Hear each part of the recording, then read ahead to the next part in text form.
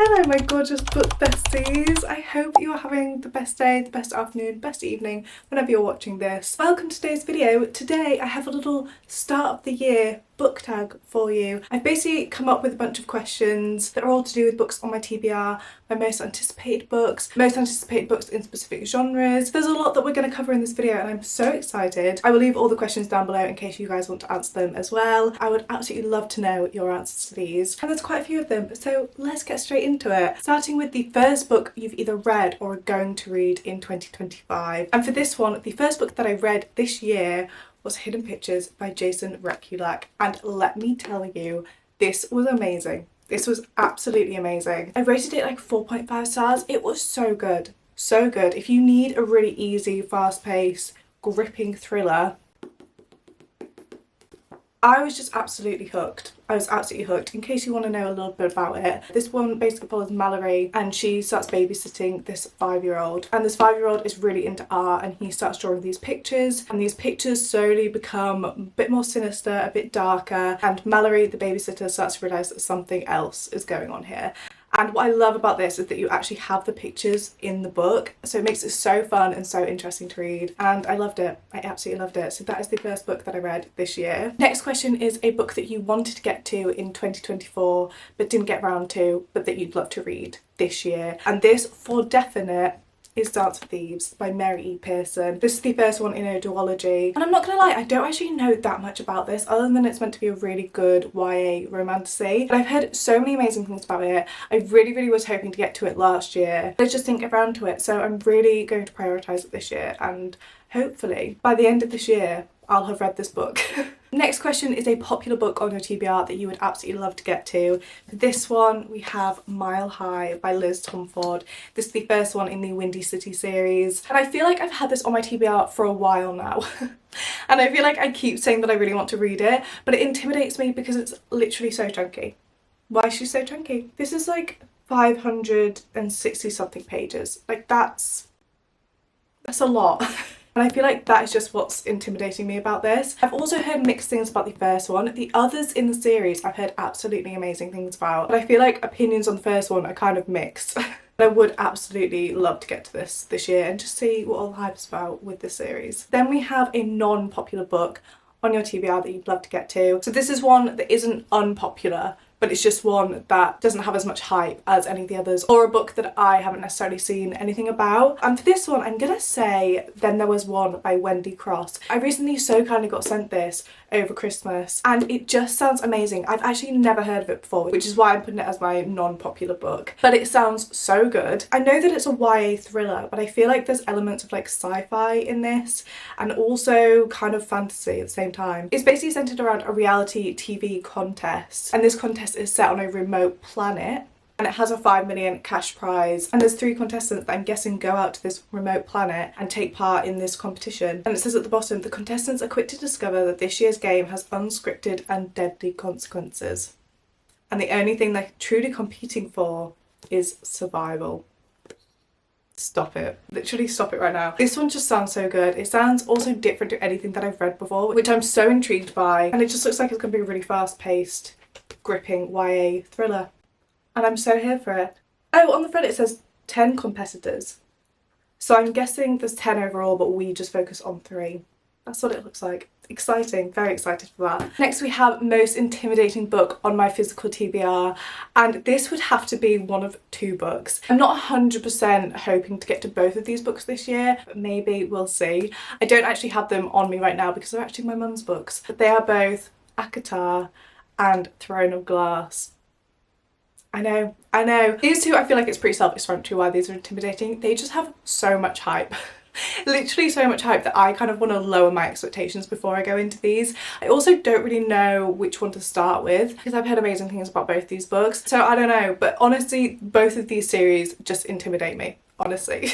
But I am also really excited to see what all the hype is about with these series, but these 2 are definitely my most intimidating ones, I think, on my TBR. Then we have a book that is outside your comfort zone that you'd love to read, and for this one I have The Blighted Stars. And the reason that this is outside my comfort zone is because it's a sci-fi book. And this year I really want to get into some other genres, and sci-fi was one of the ones that I really wanted to try. So I just don't feel like I've gone into that genre properly.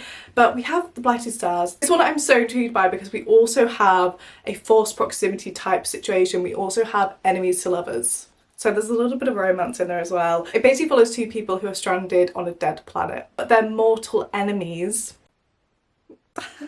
And they have to work together to basically survive, is the impression that I'm getting from this. I feel like this is going to be one that I really enjoy because it's sci-fi, which is different for me, but there's also that bit of romance in there as well, which I'm really looking forward to reading and trying something new, and also the fact that it's set on a different planet is going to be interesting. Next question is an author that is new to you that you can't wait to read in 2025. And for this one I've gone for Kristen Hanna, and I have The Nightingale here. I'm yet to read a Kristen Hanna book, but this year is going to be the year.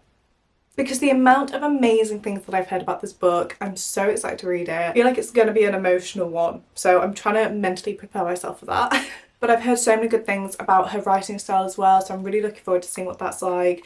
And just the way that she tells a story. I actually watched Firefly Lane, which is a TV show that came from Kristen Hanna's book Firefly Lane, and when I watched that I just absolutely loved the plot. I loved the characters and the emotion in the story, and I was so intrigued when I found out that Kristen Hanna actually wrote the book for Firefly Lane, and it just made me really intrigued in her writing in general. So I'm really looking forward to reading The Nightingale because I feel like this is going to be a similar vibe to Firefly Lane, just in terms of like the emotion in the story. And like I said, I've just heard nothing but amazing things about this, so I'm really excited to see what it's like. And this is an author that's also going to be new to me this year, so that's exciting. Next we have an author that you read in 2024 that you would love to read another book by them in 2025. This one I feel like I have a few options for. The one that I chose is Charlotte Rickson. This is After the Fire.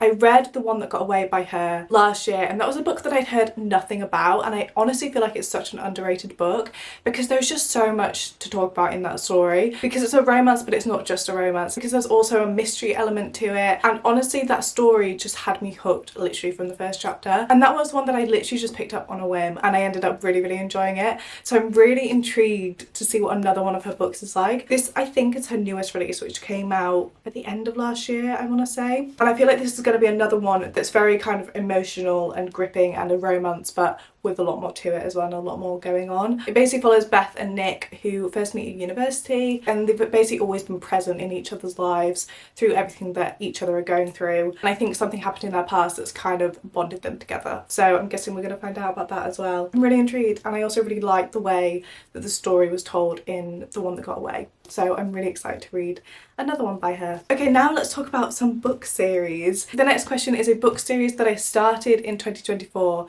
that I won't be continuing this year. And for this one, I'm not gonna lie, I did have a couple options, but the one that I went with is If We Ever Meet Again by Anna Huang. I think this is the If Love series. I read this honestly about a year ago. I read it in January last year. I just did not get on with this book. I just didn't. I didn't love either of the characters. They both kind of had parts about them that I just really didn't like, and I just found their relationship kind of cringy, and I was cringing a lot throughout the book, which was just really pulling me out of the story. And then the way that this ended, don't even get me started. Literally don't even get me started. I don't know how anybody can come back from that, honestly. And I know I can't speak for the rest of the series because I haven't finished it, I haven't finished their story. So I don't know. But to be honest, I don't want to know. I don't want to know. So this is a series that I won't be continuing this year. And for a book series that I started last year and would love to finish this year, we have the Chestnut Springs series by Elsie Silver. I read the first 3 last year and I have 2 left, and I would love to read these this year and just complete the whole series. Kind of nervous though because I've heard amazing things about Reckless, but Hopeless, I feel like this is everybody's least favourite in the series. And I'm really wondering why that is, to be honest, but we're gonna find out. I believe that this is Theo's book and Beau's book, so I'm excited to finish the series and to see both of these stories because these are characters that have literally been mentioned since book 1. I'm also really wondering what tropes are in here, because the thing that I love about the Chestnut Springs series is that each book focuses on a different trope or a different couple of tropes. We've had quite a few of the main ones, I would say, so I'm intrigued to see what the tropes are going to be like in this as well. Exciting. Next question is a book series that I would love to start in 2025, and this one I'm gonna say The Inheritance Games by Jennifer Lynn Barnes. Literally ever since finishing The Naturals, which is also by Jennifer Lynn Barnes, I adore that series. I literally adore it, and I've literally been missing that series and the writing and everything about it since finishing the last book. So I'm really happy to have The Inheritance Games, which is her other series, and I'm so intrigued to see what this one's like. This is another one that honestly feels different to anything else that I've read or anything else that's really on my TBR. I think this basically follows a girl who is about to inherit a $1 billion fortune, but she has to take part in this deadly game to win it, I think. And it says at the top, a master of puzzles and plot twists, which we love. And because I loved The Natural so much, it just makes me so excited to read another series by Jennifer Lynn Barnes and see what this one's like. I'm very excited about it. I'm very excited. Next question is your most anticipated romance on your TBR. And for my most anticipated books, I honestly feel like this changes a lot with my mood. But right now, as I'm filming this video, my most anticipated romance is Still Beating by Jennifer Hartman. I feel like this is a bit of a darker romance, just in the sense that it deals with some darker topics. But I'm so intrigued by this. I've heard really good things about it. I've heard that it's also kind of an emotional read as well, which intrigues me.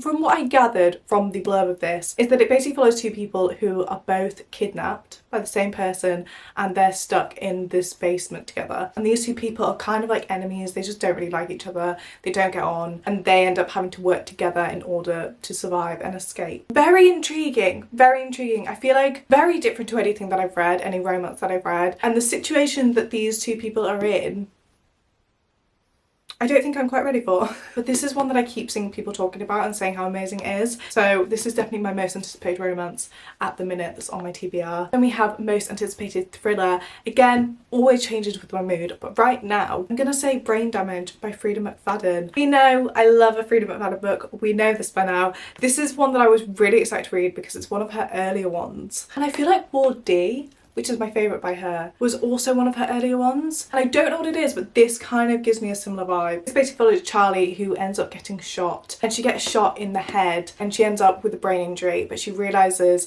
that the part of her brain that basically remembers what happened the night that she was shot is damaged, so she essentially has forgotten everything that happened. And it follows her trying to put the puzzle pieces together, trying to work out what happened and who intended to kill her. I'm literally already hooked. I'm already hooked. Can't wait to read it. Feel like it's going to be another really fast-paced, gripping thriller, and I'm really excited for it. Then we have most anticipated fantasy, and this one I was gonna say The Prison Healer by Lynette Noni, and that was a book that when I was coming up with these questions I originally had in mind. But since I've come up with those questions, I've not only read the first one but I've also read the second one. When I tell you this series has become my new obsession, I'm literally obsessed with it. It's become all I can think about, honestly. So for my most anticipated fantasy, right now as we speak, is the third one, which is called The Blood Traitor. And when I tell you, I literally ordered it as soon as I finished the second one because it was all I could think about, it's all that I wanted to read. And as soon as that arrives, best believe I'm starting it straight away. So the third one in the series is definitely right now my most anticipated fantasy. I cannot wait. I literally cannot wait. And it's the last one in the series as well, which I can't deal with. I don't know what I'm gonna do with myself when I finished it. Next we have most anticipated new release coming in 2025, and there are so many amazing new releases coming this year that it's honestly so hard to pick. I have a few that I literally just cannot wait for. Like the new Holly Jackson book is coming out, which is called Not Quite Dead Yet. That's her debut adult mystery thriller. There's also Say You'll Remember Me, which is the new Abby Jimenez book. There's also a couple Frida McFaddens coming this year. But I think if I absolutely had to choose my most anticipated new release, it would have to be Fearless by Lauren Roberts, which is the third and final one in the Powerless trilogy. And when I tell you, I have been waiting for this book. I'm so excited to read it and to find out how everything happens, but at the same time, I'm not ready to let go of that world. And I genuinely can't even imagine how that series is going to end, but I'm so excited to find out. I'm kind of nervous to read it, but at the same time, I need it like yesterday. So I think if I had to choose, it would be Fearless. I can't even comprehend having that book in my hands right now. Like, it just feels so far off, even though April isn't actually that far away. Why am I low-key scared? But But at the same time, I'm so excited for it. I'm literally so excited. And then the last question we have is the TV show or movie book adaptation that's coming this year that you can't wait for. And for this one, I'm gonna have to say The Housemaid by Frida McFadden is turning into a movie, and I literally cannot wait for it. Sydney Sweeney has been cast in it. It's just gonna be so good. Like, the cast for it is exactly what I imagined in my head, and I just have a feeling that it's gonna be amazing. And as a Frida McFan, I literally cannot wait to watch it. I cannot wait. So I'm gonna have to say that that is the one that I'm most looking forward to at the minute, even though there are so many amazing TV show movie adaptations that are coming out. But I think The Housemaid is probably the one that I'm most excited for right now. And there we have all the questions for the start of the year book tag. Like I said, I will leave all the questions down below so that you guys can answer them too. I would love to hear your answers. And as always, thank you so much for watching this video. I really hope you enjoyed watching. Please let me know if you did. And thank you for just sitting with me and listening to me ramble about books. It honestly means the world to me, and I will hopefully see you in my next video.